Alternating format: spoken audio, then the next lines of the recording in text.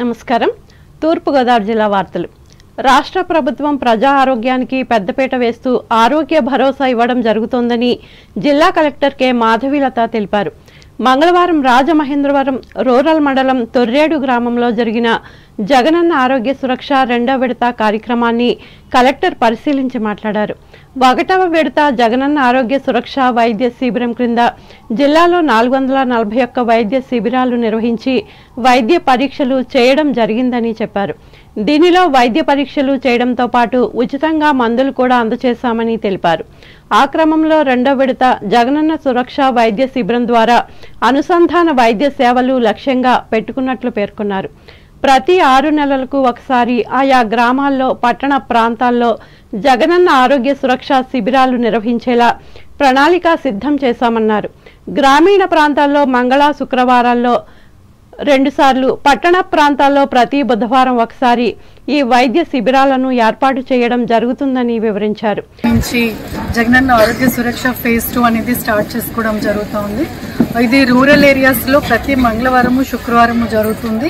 అదే urban areas లో బుధవారం జరుగుతుంది. అయితే జగనన్న ఆరోగ్య సురక్ష ఫస్ట్ ఫేజ్ లో 441 క్యాంప్స్ పెట్టాం మనం తూర్పుగోదావరి జిల్లాలో. చాలా చక్కటి రెస్పాన్స్ వచ్చి ప్రతి ఒక్కరు కూడా వారి ఆరోగ్యానికి సంబంధించి టెస్టులు చేయించుకున్నారు. ఉచితంగా అప్పుడు మనం చేసాం కాబట్టి వచ్చి మందులు కూడా తీసుకున్నారు. సో దీనికి ఫాలో అప్ యాక్షన్ ఉండాలి అనే ఉద్దేశంతో ప్రతి 6 నెలలకి ఒకసారి ఈ జగనన్న ఆరోగ్య సురక్ష క్యాంపు ప్రతి గ్రామంలో కూడా పెట్టడానికి అన్ని చర్యలు తీసుకోవడం జరుగుతుంది. అదేవిధంగా ప్రతి 15 రోజులకు ఒకసారి ఫ్యామిలీ డాక్టర్ కాన్సెప్ట్ కి సంబంధించిన టీం కూడా ఈ గ్రామంకి వస్తారు. కాబట్టి ప్రతి ఒక్కరు కూడా టెస్ట్ చేసుకొని మనకి మెయిన్ గా ఏంటి అంటే ఇక్కడ మనం అబ్జర్వ్ చేసింది బీపీ షుగర్ అనేది మెయిన్ గా చూస్తున్నాం. సో ఈ బీపీ షుగర్ అనేది తొలి దశలోనే మనం దీన్ని అరికడితే దానికి సంబంధించి వచ్చిన వ్యాధుల్ని కూడా మనం ఫ్యూచర్ లో అరికట్టచ్చు. కాబట్టి ఆ మెడిసిన్స్ కూడా ఉచితంగా ఇస్తున్నాము. ఈ కార్యక్రమంలో జిల్లా వైద్య ఆరోగ్య శాఖ అధికారి doctor K Venkateswararao, Aarogyasri coordinator doctor P Priyanka, సచివాలయ సిబ్బంది, ఆశా వర్కర్లు, వైద్య ఆరోగ్య సిబ్బంది పాల్గొన్నారు.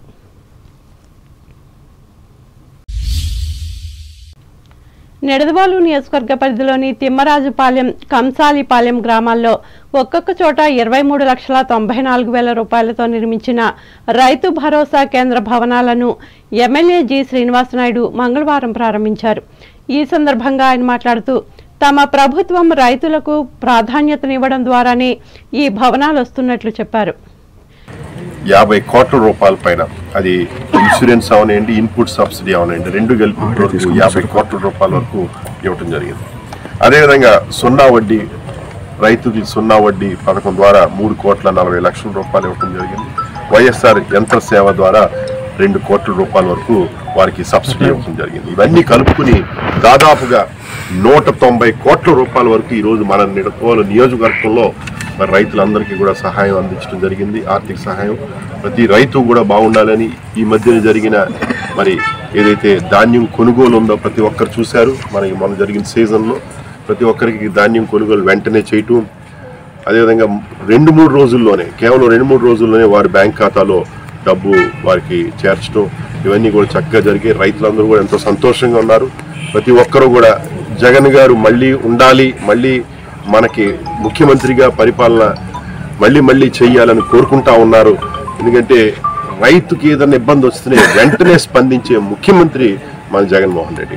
ఈ కార్యక్రమంలో సర్పంచ్లు ముప్పిడి చంద్రశేఖర్, కొండపల్లి శ్రీను, మండల పరిషత్ అధ్యక్షులు ఐనీడి పల్లారావు, జడ్పీటీసీలు కొయ్యే సూర్యారావు, నందిగం భాస్కర్ రామయ్య, సొసైటీ అధ్యక్షులు యాళ్ల రంగారావు, ఎంపీటీసీ పడాల రంగారావులు పాల్గొన్నారు.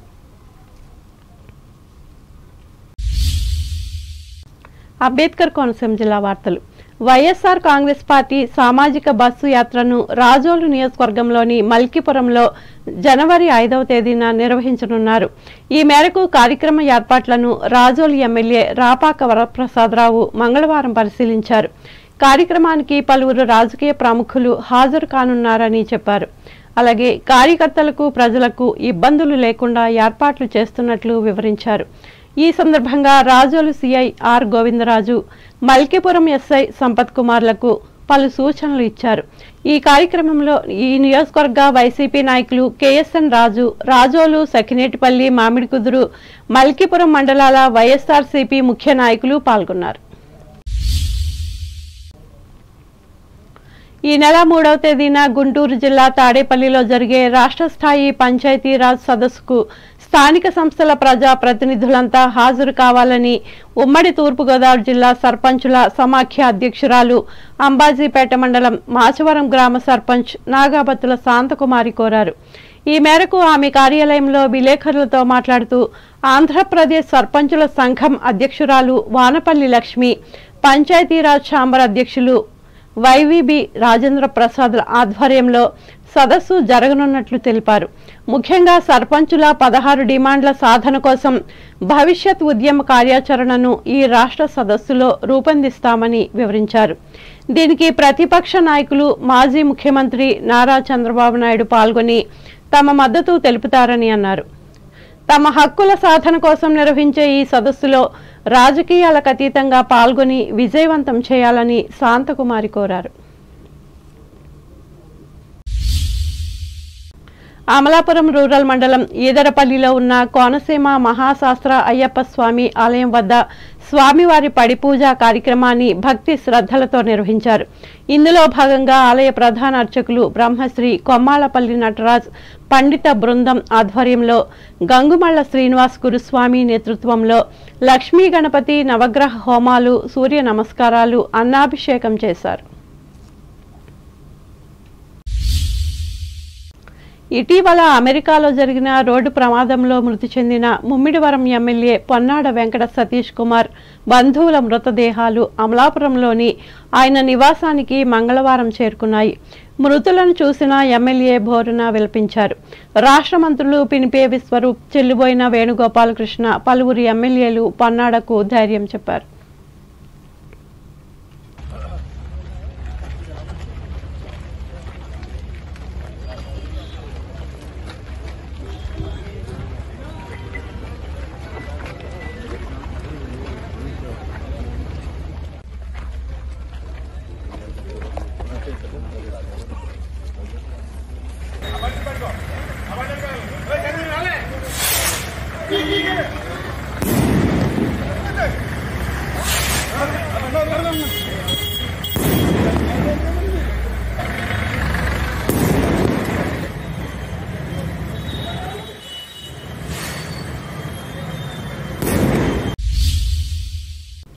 కొత్తపేట మండలం మందపల్లి గ్రామ శివారు పంట కాలువ వద్ద గుర్తు తెలియని మృతదేహం లభ్యమైంది.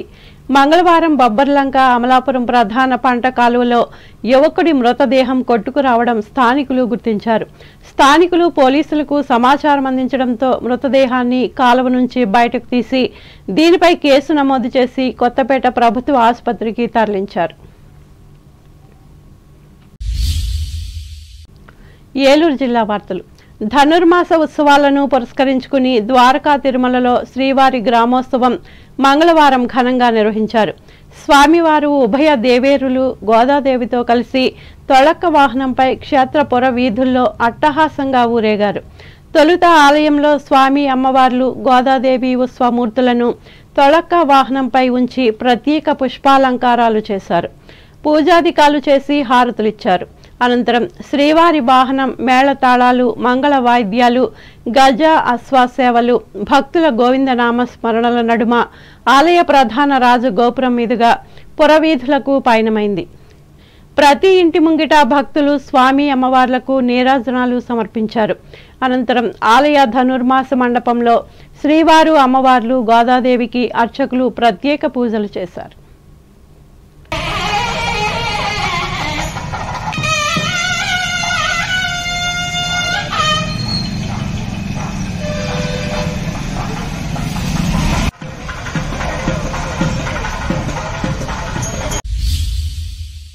వార్తలు ముగించే ముందు ముఖ్యాంశాలు మరొకసారి. ఈ నెల 7వ తేదీన పశ్చిమ గోదావరి జిల్లా ఆచంట రానున్న మాజీ ముఖ్యమంత్రి చంద్రబాబు నాయుడు విజయవంతం చేయాలని ప్రజలకు విజ్ఞప్తి చేసిన మాజీ మంత్రి పితాని. అంగన్వాడీలు తక్షణమే సమ్మెను విరమించి విధుల్లోకి చేరాలి. భీమవరంలో ఆదేశించిన పశ్చిమ గోదావరి జిల్లా కలెక్టర్ ప్రశాంతి. అత్తిలి నుంచి ప్రజా దీవెన యాత్రను ఆరంభించిన రాష్ట్ర మంత్రి కారుమూరి. హారతులిచ్చి దీవించిన స్థానిక మహిళలు. వేల్పూరులో ప్రభుత్వ ఆసుపత్రికి శంకుస్థాపన. న్యాయం చేయాలని కోరుతూ తణుకు రాష్ట్రపతి రోడ్డులో ప్రభుత్వానికి సాష్టాంగ నమస్కారం చేసిన అంగన్వాడీ కార్యకర్తలు. తాడేపల్లిగూడెం మండలం కృష్ణాయపాలెంలో ఘనంగా ముళ్లమ్మ జాతర మహోత్సవాలు. ప్రజారోగ్యానికి పెద్దపీట వేస్తూ మంచి జీవనానికి భరోసా ఇస్తున్న రాష్ట్ర ప్రభుత్వం వెల్లడించిన తూర్పుగోదావరి జిల్లా కలెక్టర్ మాధవీలత. నిడదవోలు మండలంలో రైతు భరోసా భవనాలను ప్రారంభించిన ఎమ్మెల్యే శ్రీనివాస్ నాయుడు. పాల్గొన్న స్థానిక సంస్థల ప్రజాప్రతినిధులు. రాజోలు నియోజకవర్గంలో ఎమ్మెల్యే రాపాక ఈ నెల 5 నుంచి ఆరంభించనున్న సామాజిక బస్సు యాత్ర. ఈ నెల 3వ తేదీన తాడేపల్లిలో రాష్ట్ర స్థాయి పంచాయతీరాజ్ సదస్సు. తరలి రావాలని సర్పంచులకు విజ్ఞప్తి చేసిన ఉమ్మడి తూర్పుగోదావరి జిల్లా సర్పంచుల సమాఖ్య అధ్యక్షురాలు శాంతకుమారి. ద్వారకా తిరుమలలో భక్తి శ్రద్ధలతో నిర్వహించిన ధనుర్మాస ఉత్సవాలు. పాల్గొన్న భక్తులు. ఈ వార్తలు ఇంతటితో సమాప్తం. నమస్కారం.